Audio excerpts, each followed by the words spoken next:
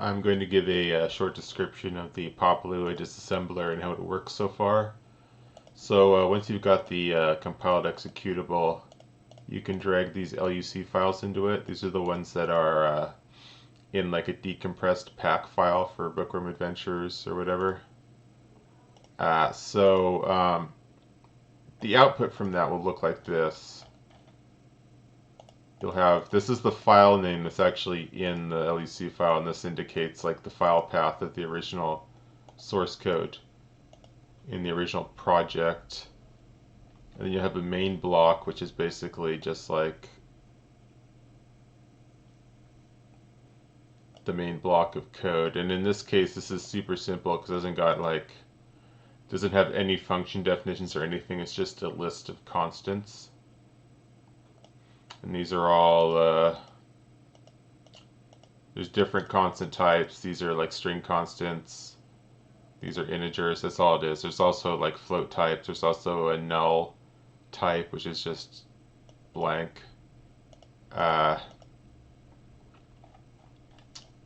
then this is the list of instructions. And what this is you've got, these are the numbers of the instructions, but then these are the line numbers.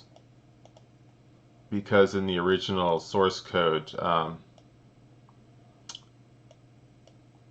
it actually indicates which line in the source code each of these operations was performed in. And you can see some of them span, or some operations are all on the same line, and that indicates that you've got some operation or some statement in the original source code that actually breaks down into multiple Lua instructions. So this one's really simple. I kind of have this part here which is kind of indicating, helping out what it actually does. I haven't quite got it for every operation, like I don't have it for these ones. I didn't get around to that yet. But anyway, so just for this one, it's pretty simple. So first of all, this is line 1. So we've got two operations. New table, register 0 equals a blank table. So yeah. So we're defining something as a blank table. So this is register 0. So you're putting this table in register 0, and then def global means you're taking whatever is in that register and you're setting it as a defined global. So let's see what, so it's saying global value 0 equals register 0. So let's look up what 0 is in the constant list. It's key code. So the way you would interpret that is on line 1, def key code equals a blank table. And then next we have line 2. And this says get global equals G1, get global R1 equals G0. Okay, so register 0 equals G1, which is set protect or set prot, and then R1 equals key code again. And then call, what this call is it means whatever is in this register, you call it and it takes as parameters whatever is in the following registers. So 2 actually is 1 more than the number of parameters.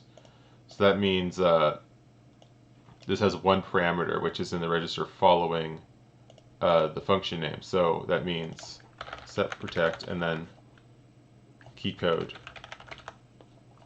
And then 1 indicates, I believe it's the number of returned values. This doesn't return a value, so I think again it's 1 more than the actual number, so it indicates actually 0 here. So this is this, and it's line. All of these are defined on line 2, so that's how that turns back into that. And then 3. So you have a bunch that are all the same here.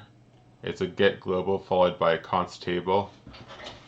So register 0 equals, these are all G0. So in all of these, first you're setting register 0 to key code again. And then what what const table does is it this register contains a table, and it's saying set this member of this table to this value. But now we have a value that's greater than or equal to 250, and what that means is you subtract 250 from this and look up the constant. But the fact that it's got this 250 offset indicates that it's this here, let's see, 2. So it's tab and 9. But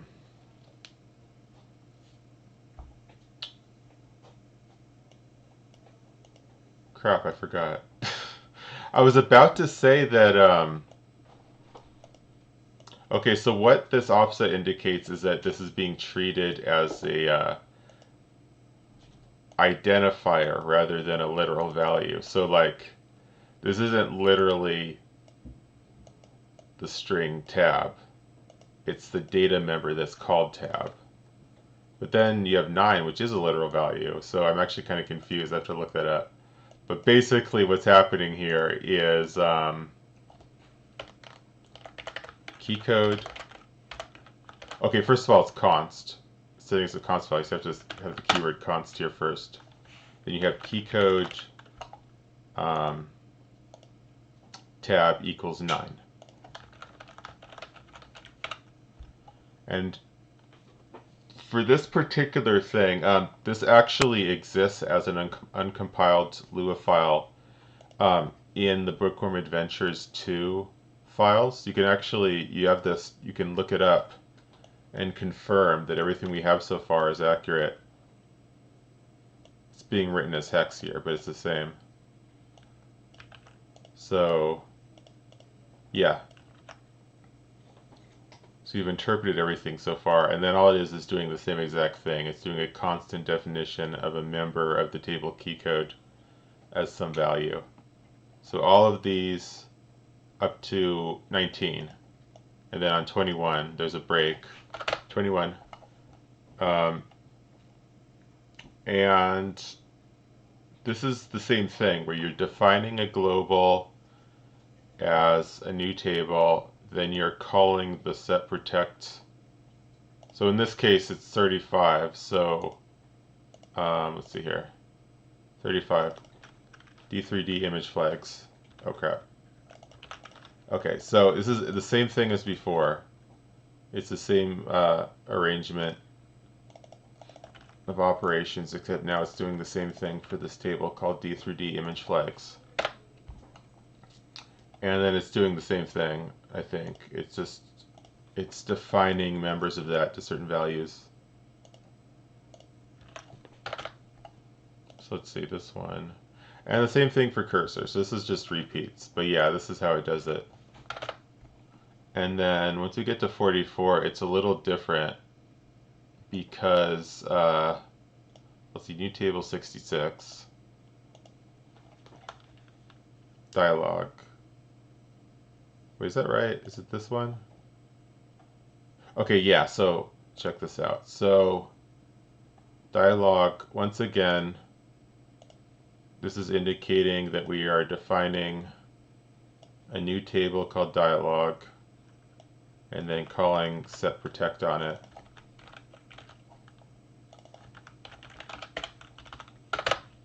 Oh, then after that what happens is we have this new thing called def table.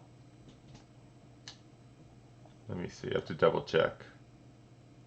Def. Yes, this is another. So this is another way you use the def keyword, but specifically in this case, you're defining a member of an already existing table. So you've got get global, which is 66. 66 is, no wait. Okay, yeah, so you put a register 0 equals dialog again. But then new table, okay, so register 1 is this new table, this blank table. And then def table says, oh, okay. So what I was talking about earlier when I said that the 250 offset, the reason that's there is to differentiate between a constant and a register. So if you had a value that was 250 or greater here, it would be defining the member of the table as, like if this was 251, you would be defining this data member as value 1. But because it just says 1 here, that instead means set it to whatever's in register 1. Okay.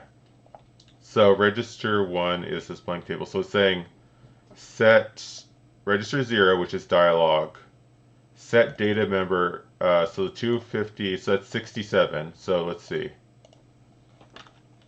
67 buttons. Okay, you got the def keyword.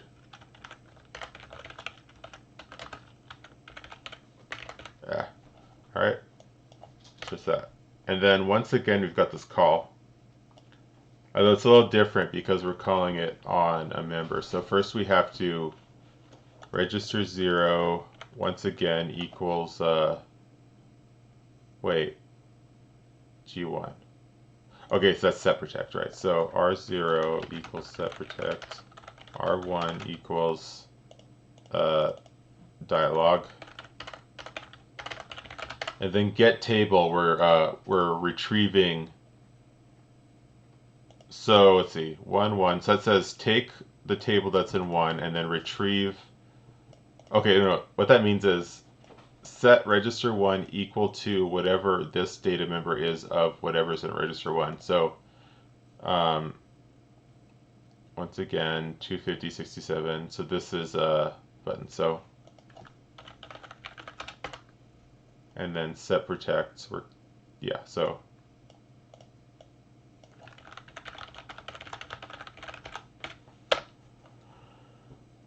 and then let's see. So this is the same as before, where it's defining a bunch of constants as data members or as members of this table, but it has an additional step because it has to dereference it from dialog. It's a table nestled within dialog, so it's this additional step where first it sets register 0 equal to dialog, and then it finds it fetches the appropriate table within dialog, and then it sets a value in that nestled table to whatever. So once again, it's just doing this. And then it's the same thing as before, except now it's setting, it's defining a table within dialog as ID, and it's setting all those values. So that's all the same after that, and then here we have return.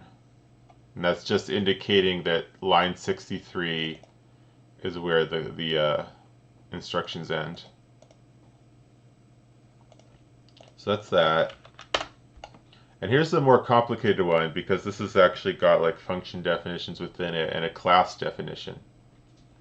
So all of this here, whenever you see all of these words like class name, new, MT, that stands for metatable index, in it, that indicates that this Lua file is a class definition. And basically the whole, so let's see, class, yeah, okay, so this is a class definition. This has actually got a comment in it. If you look at the numbers, the line numbers, the instructions, they start at 3 because this comment didn't factor in. So this is where the actual, so we have this comment here. Obviously there's no way to retrieve a comment from a compiled file because it doesn't exist in the compiled file, but we happen to know because this was included that there happened to be a comment here. And we'll also see, let's see, there's a comment here, so there'll also be a gap on line 58 where the comment got erased if we look at the line numbers. So anyway, this has got the main block, and then it's got these prototypes. And what these are the functions that are defined um, for the class. And they're basically within the main block. So the way this works is that you've got the main block, you've got this list of contents, and then the list of prototypes. And the list of prototypes, the functions, follow here. But then if you actually want to see the list of instructions for the main block, they're after the list of prototypes. So these are the instructions for this main block, and then everything else is nestled inside here. So if you want to look here, let's see, line 3. So there's a whole 15 instructions that are all indicated as being on line 3 of the source code. And if you look here, you've got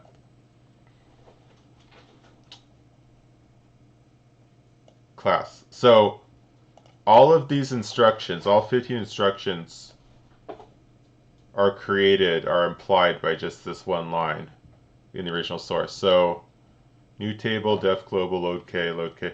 Load k is a new one. It's a load constant.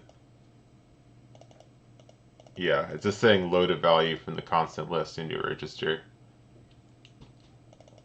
And then closure. So closure is another new one. And what closure means is it's basically saying you did all of this stuff, and now that you've done all that stuff, now define everything you've done up to that point as a function, like give it a name. So this says load, let's see, get global. Sorry, I'm trying to remember. It's been a while since I looked at this. So 5. So init. Okay, so this is basically saying all of this class definition is a function called init. Even though it doesn't actually say that, if you look at the source, it's essentially implied. Basically, this knows that it's calling a function called init, even if it doesn't actually say it.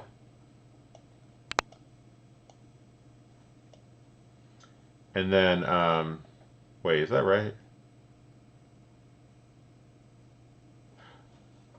Okay, I'm actually getting a little mixed up here. Okay, so actually, technically, the actual function definition, like this here, is called new. There's a function called new. You can see it here. So let's see, there should actually be a... Is there a closure for that? Okay, yeah, there is a closure for that. So yeah, it's basically, so you can see it's line 3. So essentially it ends on line 3. So just this, even if you ignore everything that's within it, just this is a function called new that closes, basically completes on line 3. And it says, let's see, closure 0, 1, load k. I'm sorry, at some point, let's see, load k.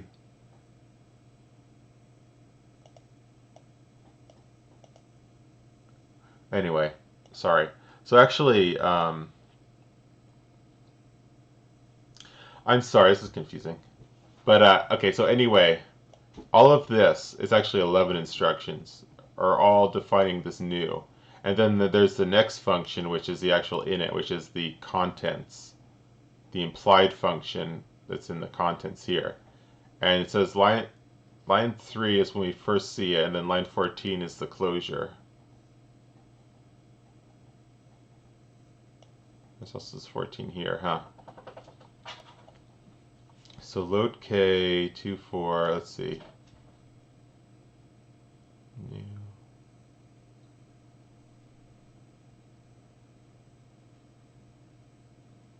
Oh, actually the set table, hold on, 0. God, I'm so sorry. Let's see, load k. Oh, okay, I kind of see what's happening here. So actually, I'm so sorry. Okay, so what's happening here is that what you're basically saying is that, like, you're making all of this a function, and then you're essentially putting that function in register 1. Then you're saying in register 4, you're putting this value called new. And then set table, you're linking, so basically you're treating the function that you just described as an object, and you're setting it in a table. I mean, you're actually you're setting it as a member of the class. Okay, so all of this is the full function definition, where you're saying you define it, then you close it, and then you set it, you link it to a particular identifier, in this case is new. And then set table, get table closure. Okay. And then we've got the other definitions here. So get global 0, 0, so that's saying qrand, and then qrand init, we close it. Okay. Oh, okay. So what closure actually does is it's been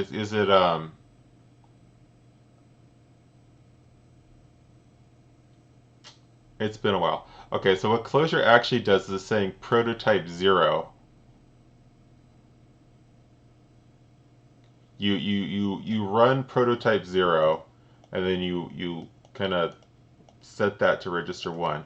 So prototype 0 is this. So this is the actual code of the function new.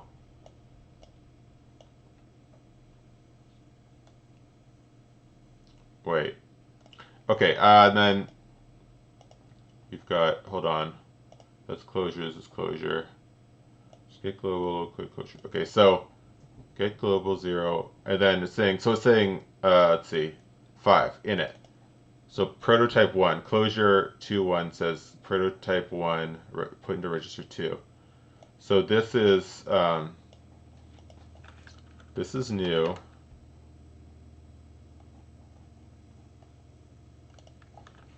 This is init. This is set weights. I don't know why this null is here. I need to fix that. It's a mistake. And then this is next. Okay.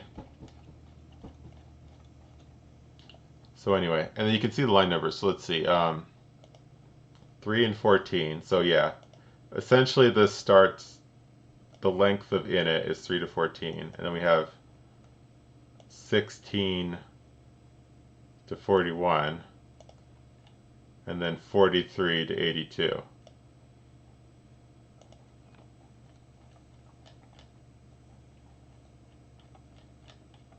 Now these should be pretty easy because these are kind of standard formats. You can, if you open up a class file like this, you'll basically have, all of these will be the same. You'll have the class, and then the class name, new, empty, and then basically you got new, which is pretty much the same. So after that, after underscore index, you actually have the functions, and those are like prototype 1 onward. So you don't really have to worry most of the time about like the main block. It's usually exactly the same. You can just go on to init. So init is this. And what the ... means in the parameter list is it basically means you pass like a table of values. Like, isn't just like a single value. You send it a list. And then what unpack means is you take the list of arguments and you pass it again. You have to do this unpack arg. So this is basically once you create a new qrand object, it does all this, and then whatever you pass to it gets passed to set weights. So then, okay, so def table, new table. Wait, 250. So let's see here. M update count. Okay, so this is interesting. It says def table because technically these are members of the class. So you're actually defining like members of a table. So this is actually kind of like if you had like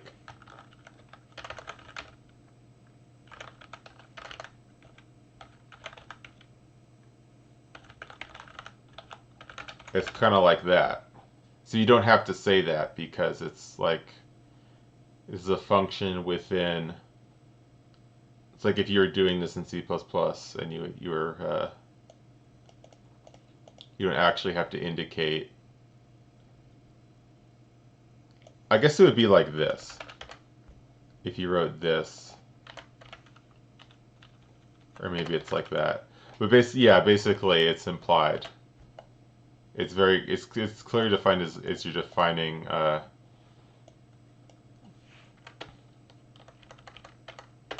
Right. Anyway, so yeah, it's pretty simple. And you've got new table, so these are being defined again as a blank table. All these. And then self or global. Let me think what that means.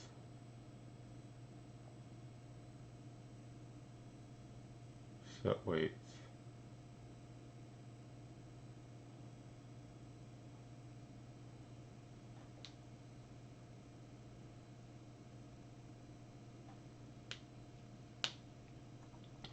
So this a self or global, in this case, what it means is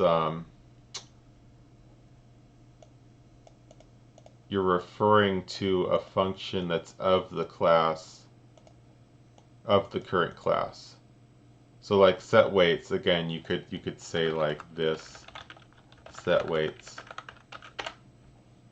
but it's implied, but it's written more explicitly. And then self or global.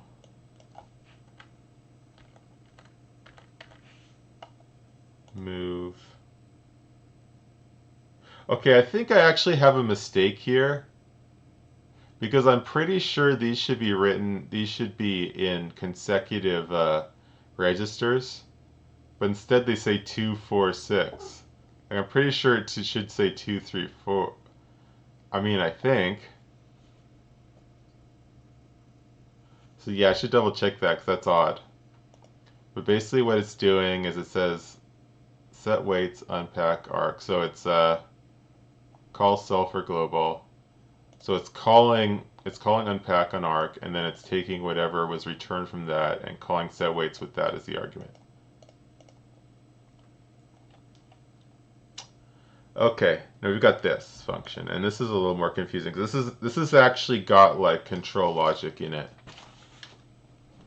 So these things here where it says like for limit, for step.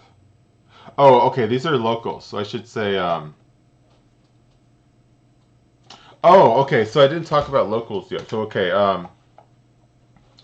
local values, what they do is they occupy registers for a certain scope.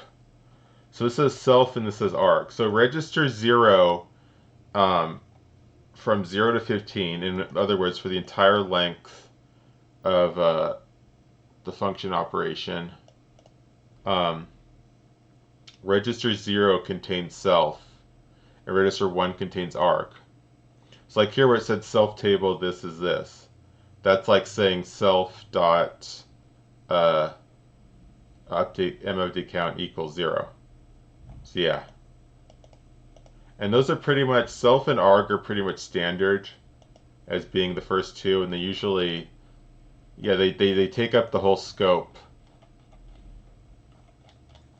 But in this case, we've got other local variables, and these ones only have limited scope. So this one, for example, says 12 to 38. Why does it say, okay, why does it say 12? Oh, because operations, okay, so these aren't line numbers. These are operation numbers. So 12 to 38 means that from here to here, basically from there to there, register 2 is this A total.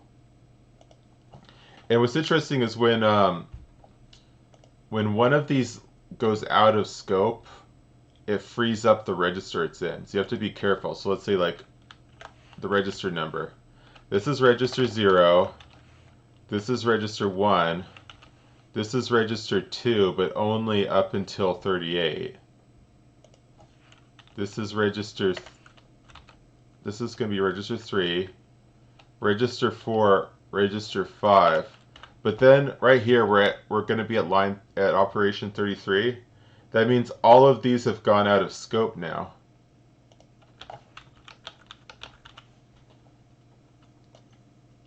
So now 33 to 38, 3, 4, 5. So basically, if you see an operation that's referring to registers 3, 4, or 5, you have to actually make sure you know which local variable is being referred to, because in this case it's referring to these. In this case it's referring to these.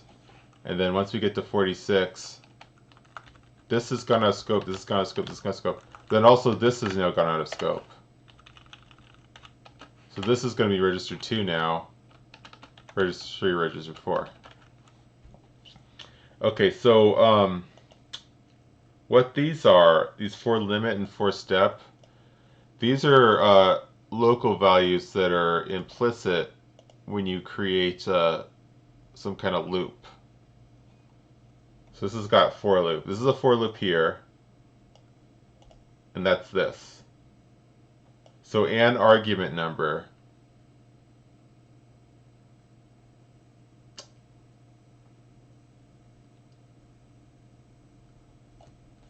where is this from?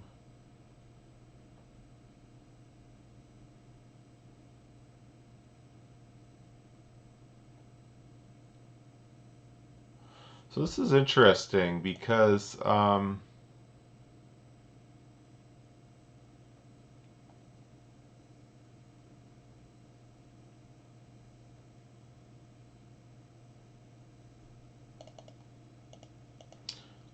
so for this, they didn't actually say, like, because usually when you have like a for loop, you have like the initial definition, the increment, and then this, which is like the conditional for how long you do the loop. So because they didn't define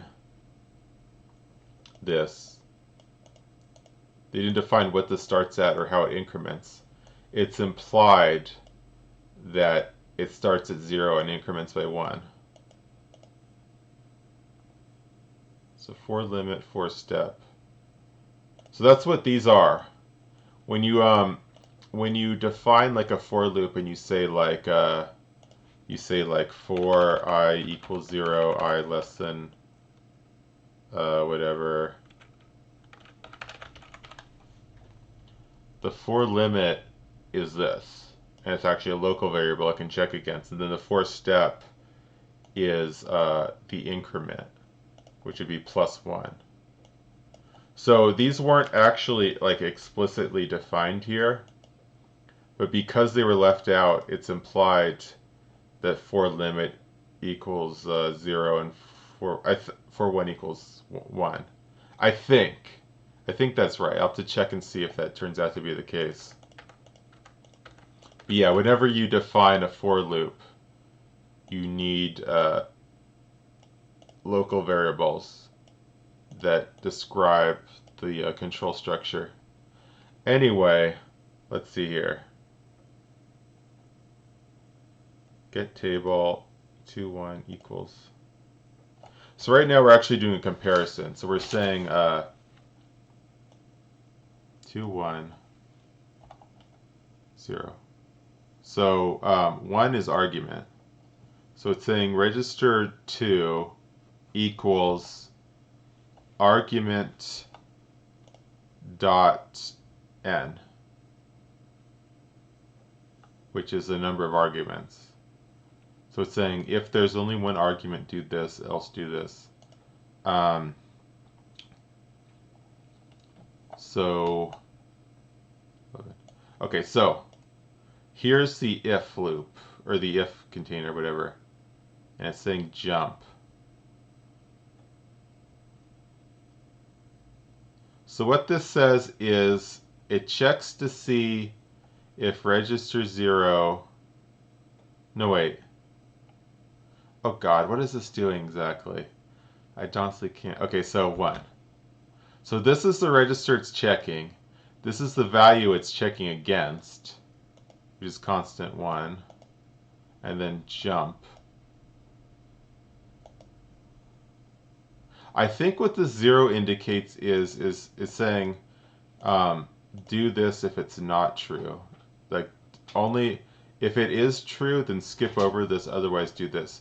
So if false, jump. So if the equal statement is false, then you jump, otherwise you ignore it. So that it basically says if this is not true, go to here, which is, so it's 8 operations after the next one, so it's 11. So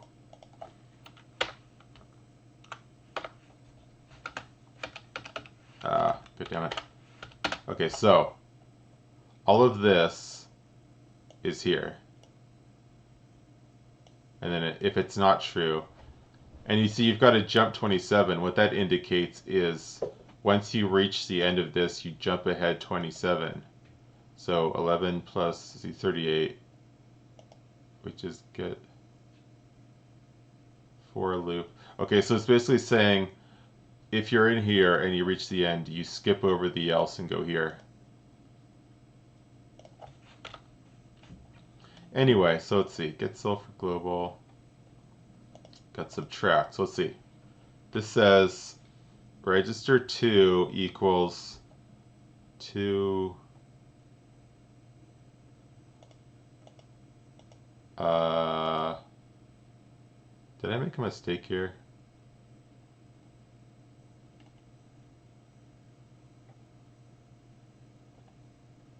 Oh, M weights. Okay, so register 2 equals self.m weights.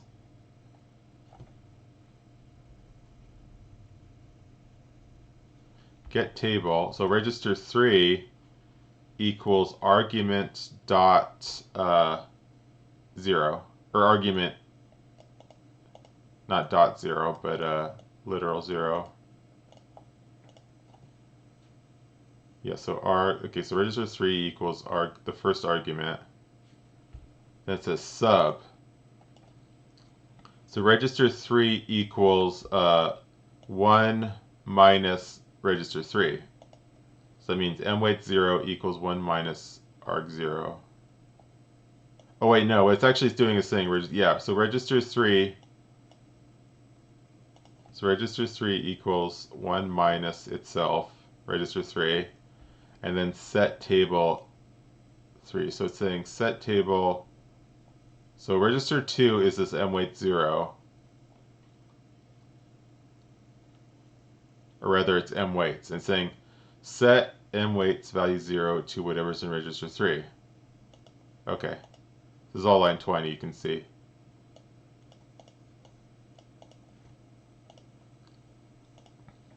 M weights 1. Set self for global. I really hope my mic is on. It is, okay. Anyway, so set cell. So set, yeah, okay. So now we've got this, and this is kind of, so we've got local A. This is actually defined with the keyword local here.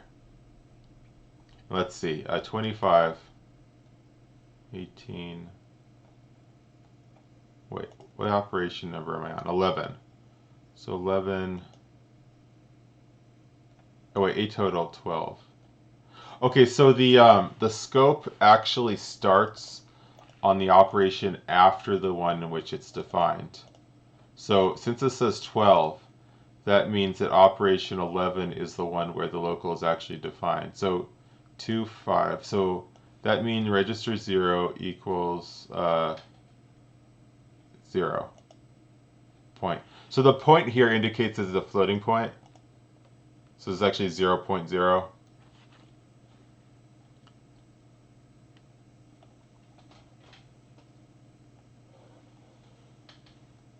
Where am I?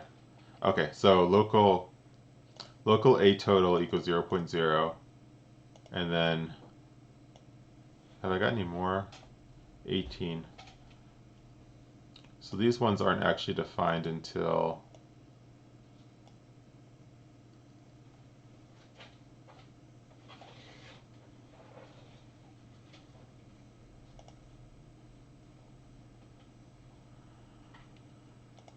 okay, so register 3 equals 3, 0. Wait, what? Okay, so local A total equals 0.0.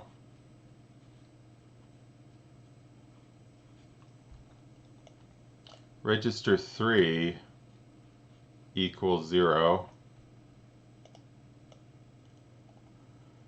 Register 4 equals arg dot n.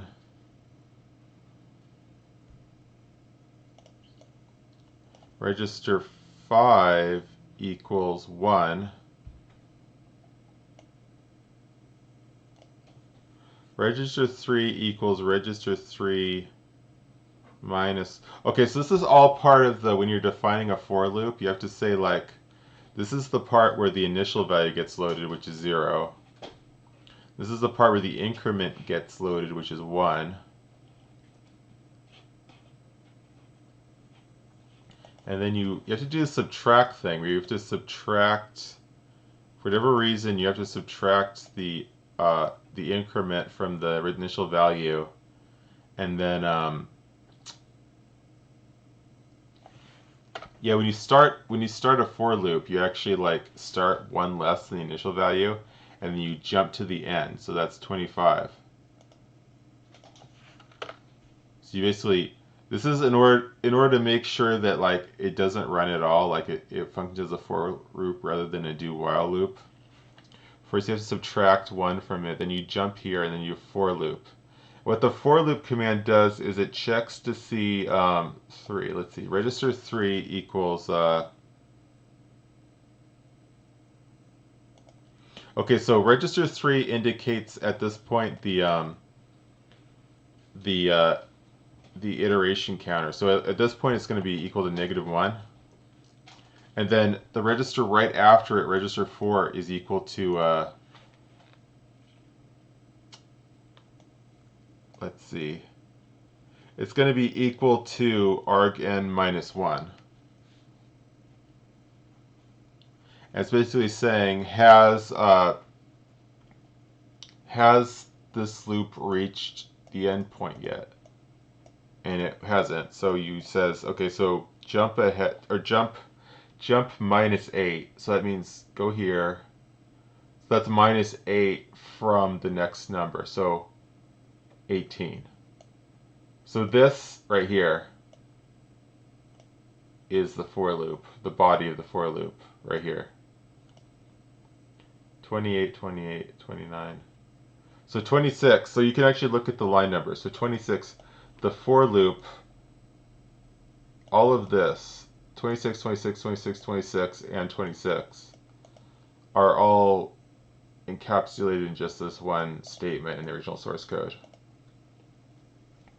And then we've got, let's see, okay, so this is the actual function here. And we've got an arg number.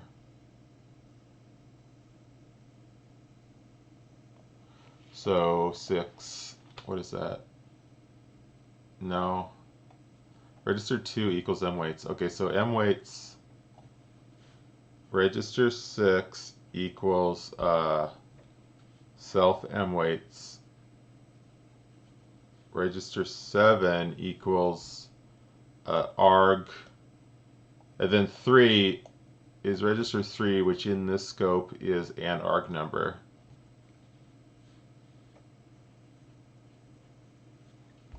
set table. Okay, so set table and arg number equals arg and arg number. Okay. And then we've got 6.2 is M weights. 7 A total. So you retrieve and arg number, add. Okay, so this is the equivalent of plus equals. You add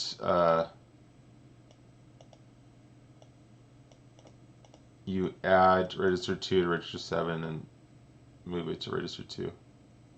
Except, this is interesting, it has a move here, which I think is,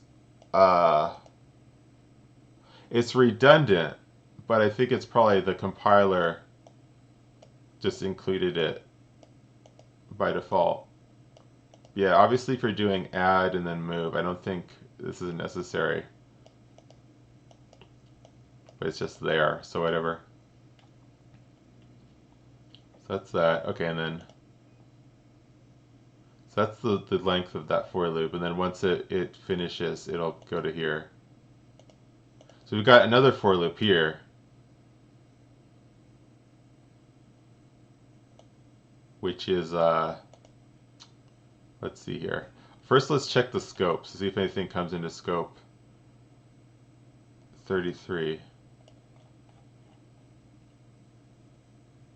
Okay, so this has got,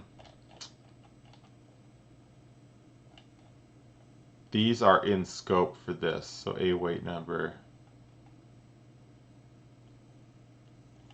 Where am I? Okay, so register 3 equals constant 3, which is 0.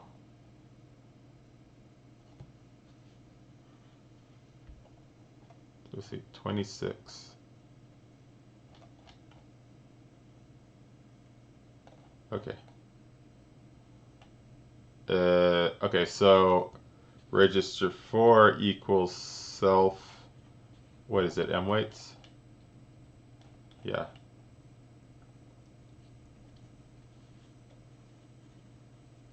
And then we've got size, and that indicates that you are returning the length of whatever is in that register, so which is indicated by this asterisk. So register 4 equals the size of M weights. We've got load 5, 5.1, register 5 equals constant 1, so register 5 equals 1. Sub. Okay, so we're doing the same thing. We're defining the for limit and for step, and then we jump here, jump back, and then this is going to be the body of the for loop. So let's see. Register 6. This is M weights. Get table 6.3. Okay, so register 7. Register 7 equals M weights A weight num. Then you divide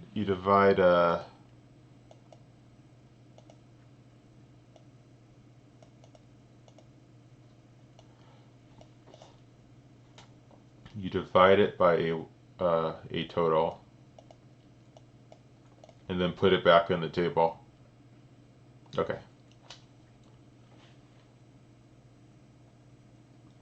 Okay, so right here we've actually got an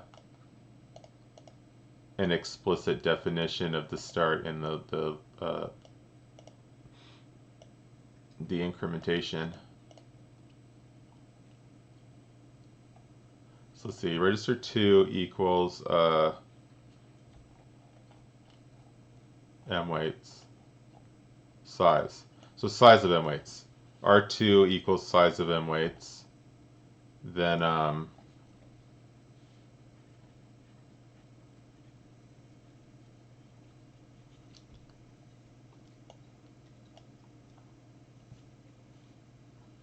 register 3 equals wait, is that 6? Oh no, it's M last hit update. So this is register 2 is the size of M last hit update. And then register 3 is the size of M waits minus 1.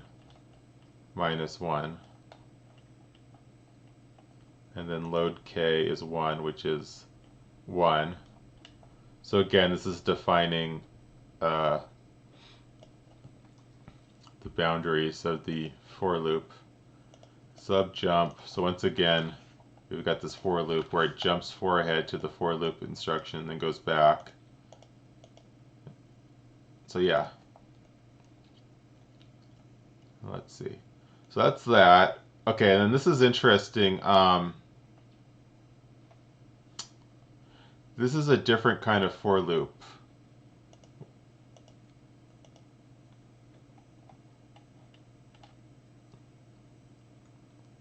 But anyway, we've got the M update count plus plus.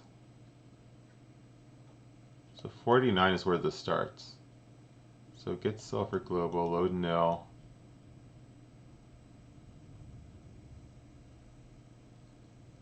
Okay, this is where it gets a little more complicated.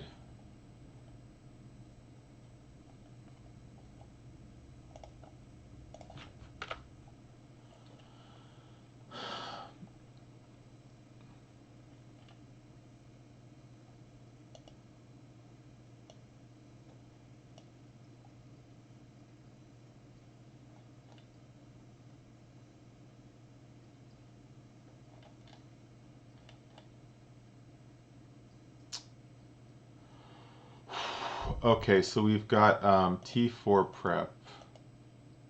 So T4 stands for table for. So this is like a table-based for loop where instead of a specific value, we're actually looping through the items in a table.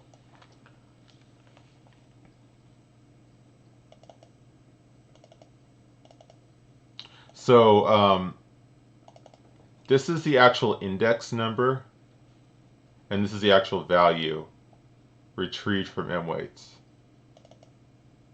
So let's see here. A result number, A wait. So register 4 equals A result num.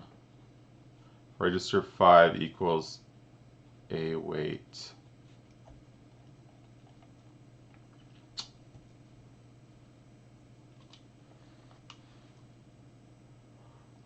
So let's see. Are those actually defined here? Oh wait, are they registered? They're not register 4. Hold on. I gotta double check the scope here. Or I guess they are. Hold on.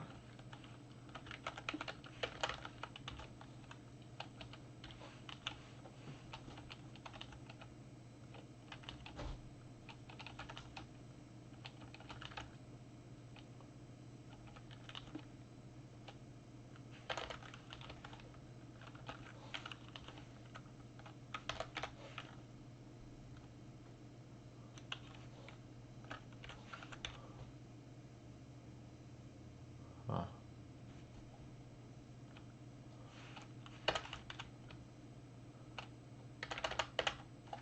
There. Where am I? Where am I?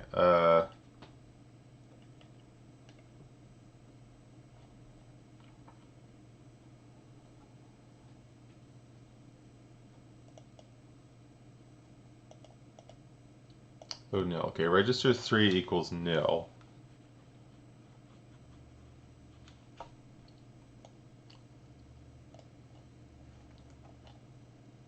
Register 2 is this, okay,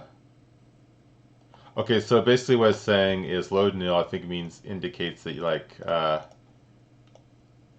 you don't have a value loaded into A wait to begin with.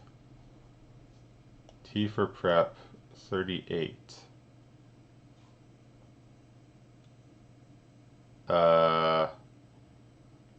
Oh, that must be indicating, what is that indicating?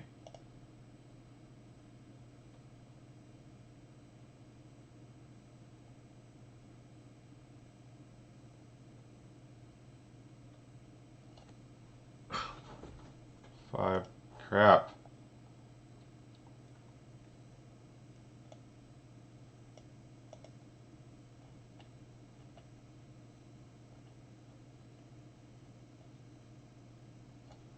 Okay, I'm a little confused. I mean, you can clearly see what the intent is here, but like, load nil. Actually, I don't know what exactly that means. I know these table 4 prep, you actually have to have like this thing here. So it's got another equal thing here, but it's actually opposite as before, which is basically saying that last time you only enter here if the statement is false, or if the statement is true. But the 1 indicates you actually jump ahead if the statement is true. So that's saying 34, wait, 44, 1, 5.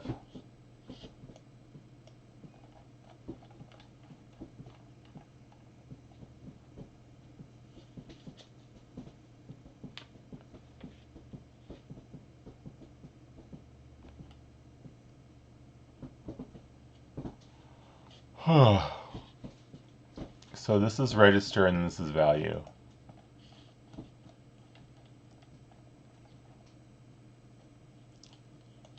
Register 5.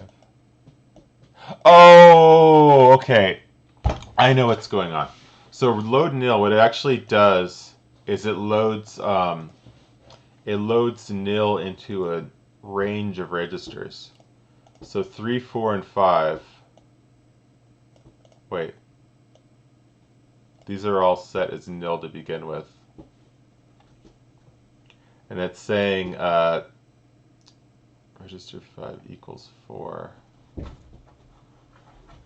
254. If it equals 0. Crap.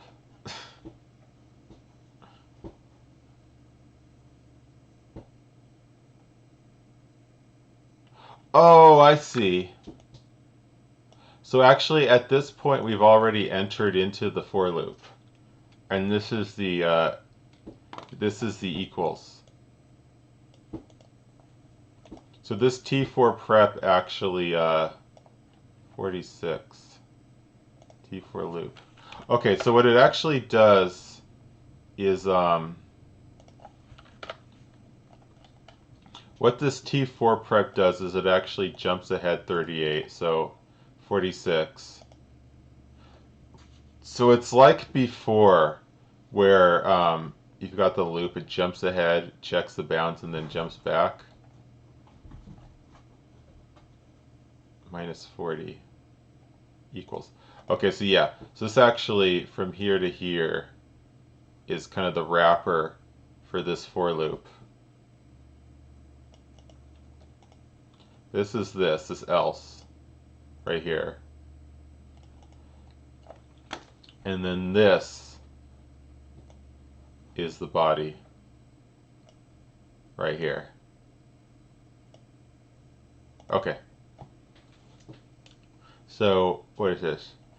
10 to 43. So better check which values are actually in scope here.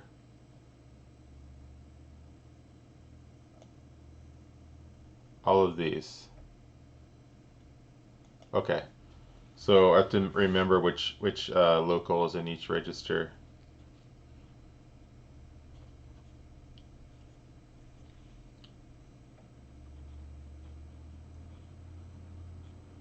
And again, these 4 gener and 4 states are locals that are like automatically implicitly created for this sort of loop.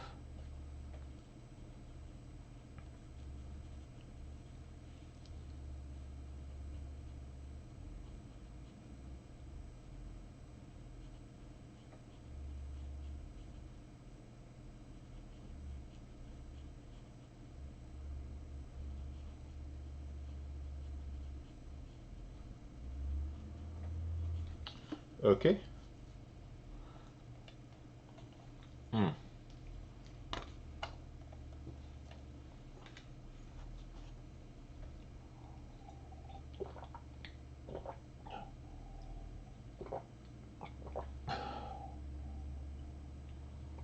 Okay, so these function calls get pretty complicated here. Let me copy this so I just have it on reference.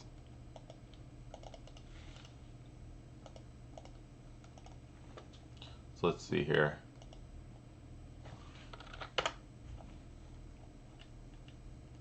Divide 6.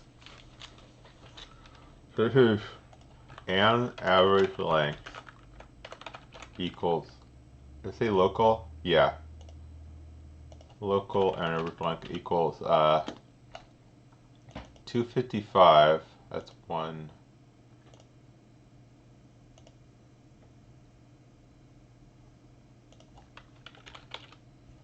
Is that right?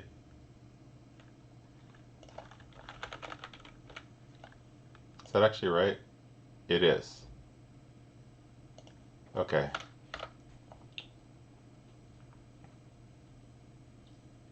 So all of this is included in one line. So let's see, 7.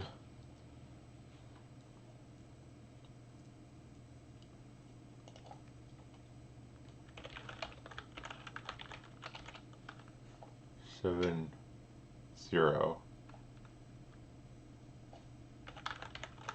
Is this right? Oh, okay.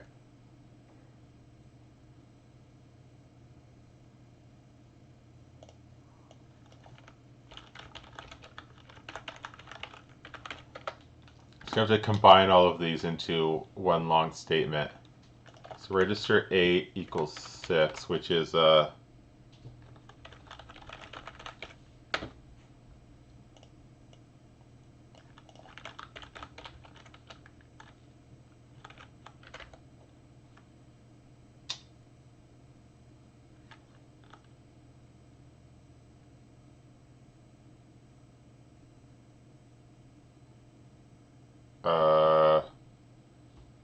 doesn't really make sense here.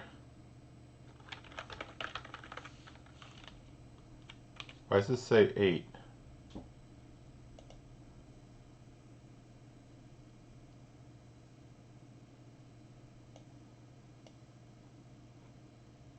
M last hit update 8. Oh, wait, I screwed up here. Wait.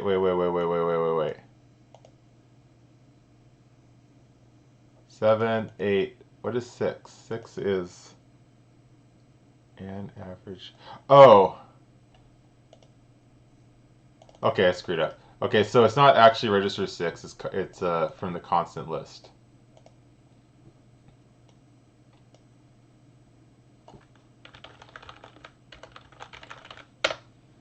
That's why it'd be nice to eventually automate some of this. But yeah, register 8 equals, let's hit update 4. 4 being a result num. Okay, so equals minus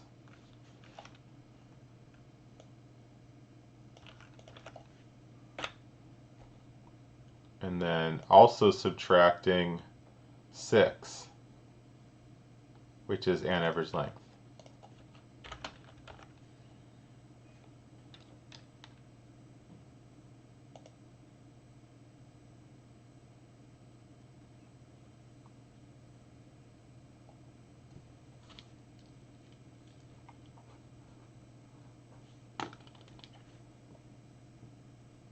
And then you got to divide this whole thing by 6. So, which is an average length. Okay, so take all of that, divide an average length, and then add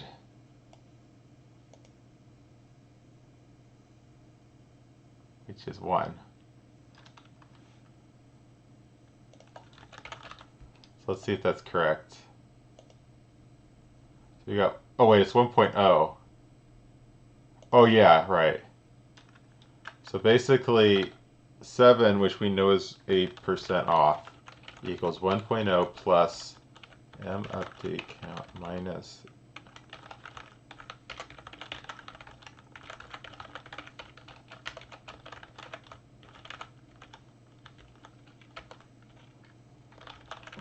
like that.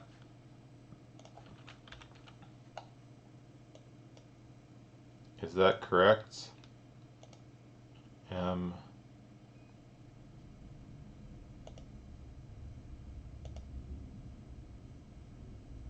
Yes. Is that, yeah, that one, yeah, okay. So that gave me the same results, it's just that he wrapped it, they wrapped it in a, wait, how did they do it? Oh, it's triple bound, it's triple wrapped here.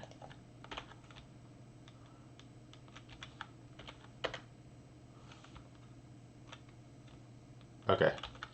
So yeah, there we go. It says, it probably says local, doesn't it? So yeah, all of that you had to get through in order to get this whole thing here.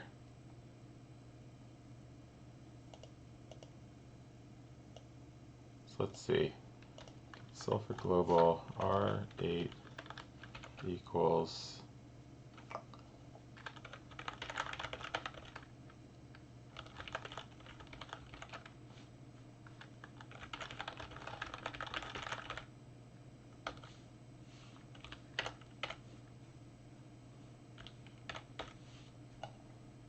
is that right?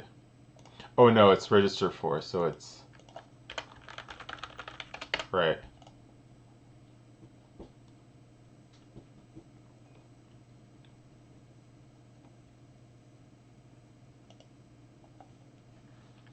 So 8 equals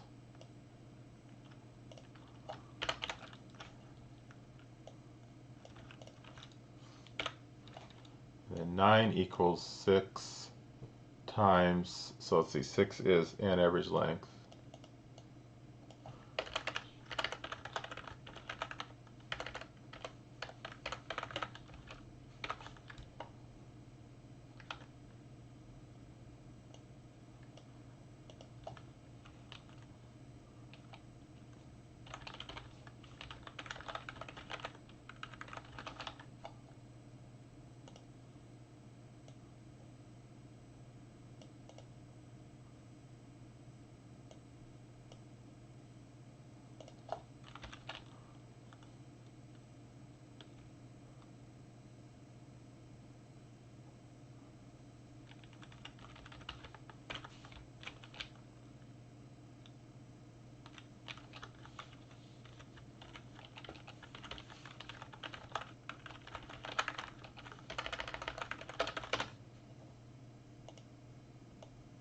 Got it. Okay.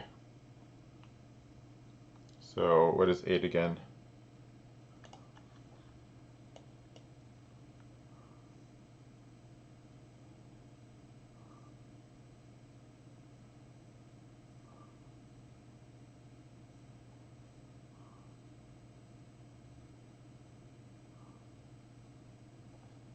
What? Oh, I see. 5. Okay, so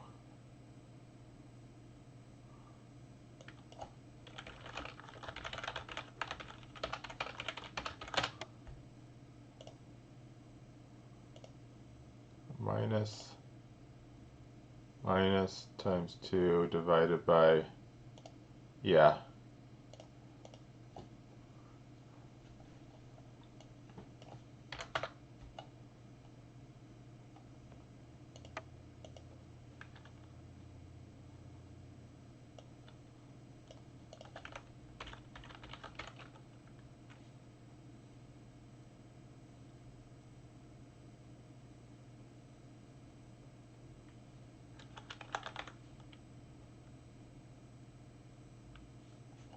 What is this? 260.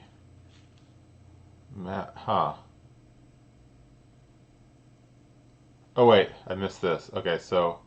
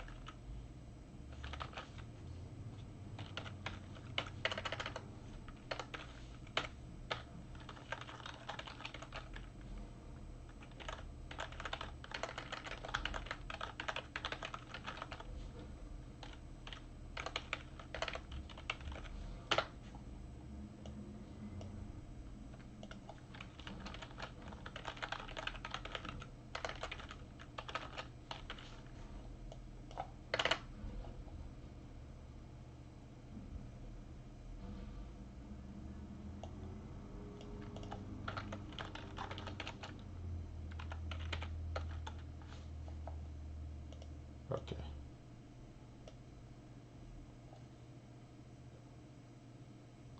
So register 10 equals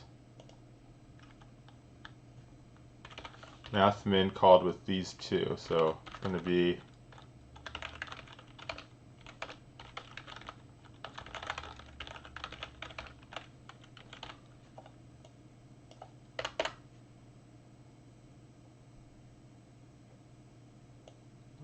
equals constant 15. Call 9. Okay, so math min. So it's this. It's all of this, and then 0.333.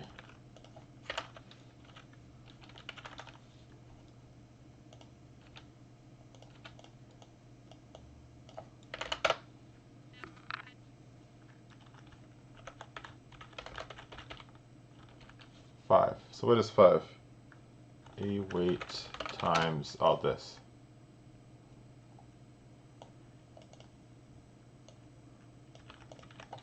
Okay.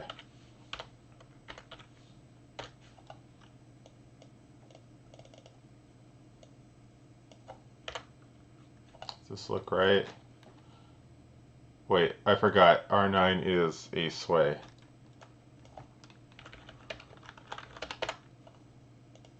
A sway equals A weight times math max, math min, 8% off times 8% 3.0. Yep, perfect. Okay, so 10.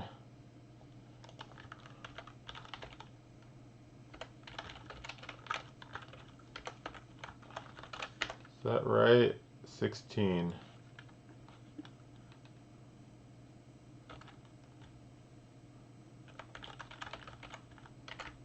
So M Kursway 4, which is what is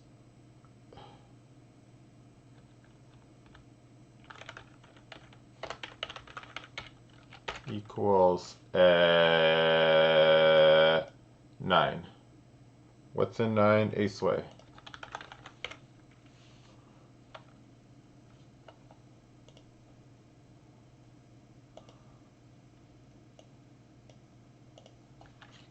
So 1 is, what is it?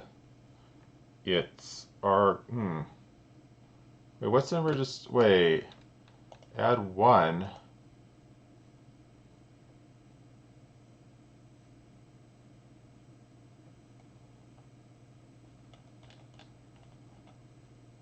Oh, a total weight, okay.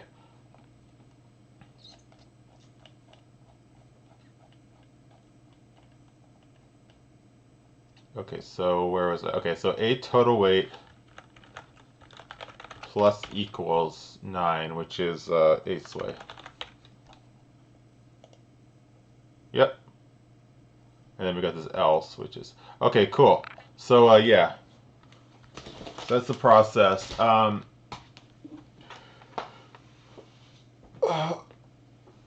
So we can do it by hand like that.